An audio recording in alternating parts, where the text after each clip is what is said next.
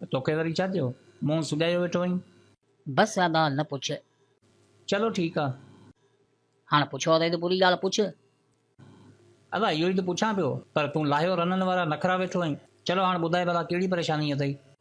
बस दादा बेरोज़गारी मारे विधो आहे। इंटरव्यू ॾेई ॾेई तबाह थी विया आहियूं। को क़दर ई कोन्हे। हर हंधि सिफ़ारिश या पैसो खपे ऐं असां ग़रीबनि वटि न सिफ़ारिश आहे ऐं न ई पैसो आहे।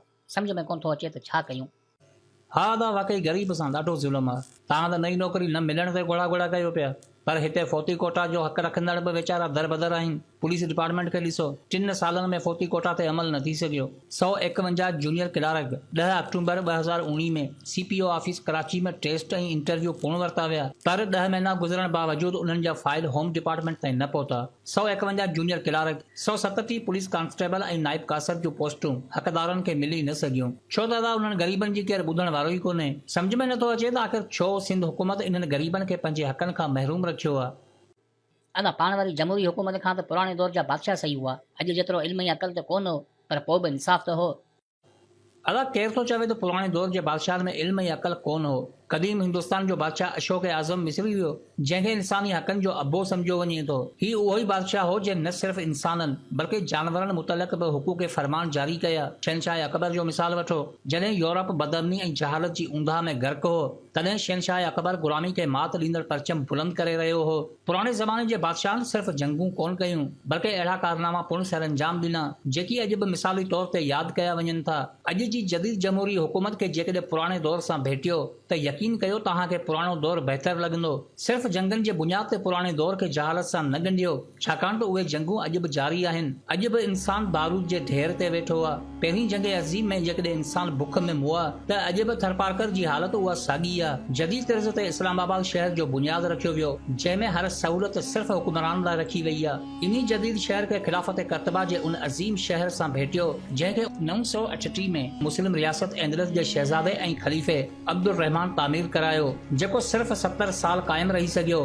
पर दुनिया जी तारीख़ अॼु बि उन शहर जी ख़ूबसूरती ऐं इंसाफ़ खे यादि करे थी। हिते सिर्फ़ हुक्मरान तबिको अयाशनि में रहे थो, उते त हर इंसान बुनियादी हक़नि सां जीअंदो हो।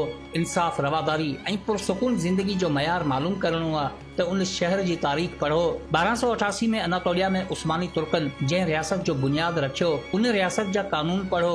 उस्मानी हुकूमत जो आगाज़ त हिकु नंढड़ी रियासत खां थियो, पर उन रियासत अॻिते हली सल्तनत उस्मानिया जो रूप अख्तियार कयो। सल्तनत बरतानिया, सल्तनत हिस्पानिया, मुगलिया सल्तनत, मौर्य सल्तनत, तैमूरी सल्तनत, सल्जूकी सल्तनत, सल्तनत अतालिया, अयूबी सल्तनत, मुक़द्दस रूमी सल्तनत ऐं फ्रांसीसी सल्तनत अवल खां वठी हज़रत उमर फारूक रज़ी अल्लाह ताला अन्हो जे दौर जे कानून ऐं इंसाफ़ खे ॾिसो। तॾहिं जा वज़ीर ॾिसो, अॼु जा MNA MPs ॾिसो।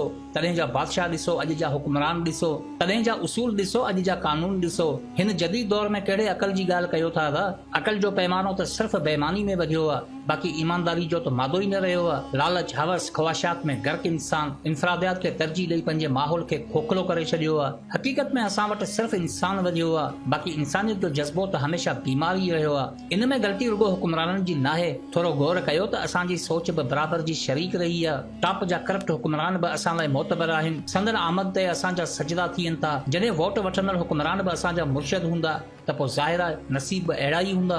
जॾहिं ज़िंदगी जो मक़सदु सिर्फ़ नौकरी जी तलाश हूंदो आहे त पोइ वक़्त जो गुज़रान बि वॾेरे जी औताक हूंदो आहे। ज़ुल्म जा पातशाह नज़र ई कोन था अचनि, बसि पैसे खे सलाम थींदो आहे। मुआशरे जी तख़लीक़ी अहिड़ी हूंदी त पोइ सियासत बि अहिड़ी हूंदी। हक़नि जी महरूमी खे नसीब न सम्झो, बल्कि पंहिंजी बेशऊरी सोच जी वजह सम्झो। हिते सभ खां वधीक महिनत ग़रीब कंदो आहे, पर पोइ बि पंहिंजे हक़नि खां महरूम रहंदो आहे। अहिड़ो समाज, अहिड़ो माहौल बेज़ारी जो हदूं लताड़े हिकु अहिड़े निज़ाम जी इर्तिका कंदो आहे जंहिंजो अज़म सिर्फ़ ऐलान इनकलाब हूंदो आहे। यादि रखो त दुनिया जी हर तरक्की याफ़्ता क़ौम ज़ुल्म खे बर्दाश्त करे उथी आहे। वक़्त जा हुक्मरानो यादि रखो, जंहिं क़ौम तव्हांखे मान ॾिनो, उन क़ौम खे तव्हां बदनाम कयो। दौलत जे ढेर ते वेही हिसाबनि खां पाक न सम्झो, छो त जॾहिं बुख जो कहर क़ौम खे वकोड़े वेंदो आहे, तॾहिं हर शख़्स जे रूप में हिकु बाग़ी ईंदो आहे।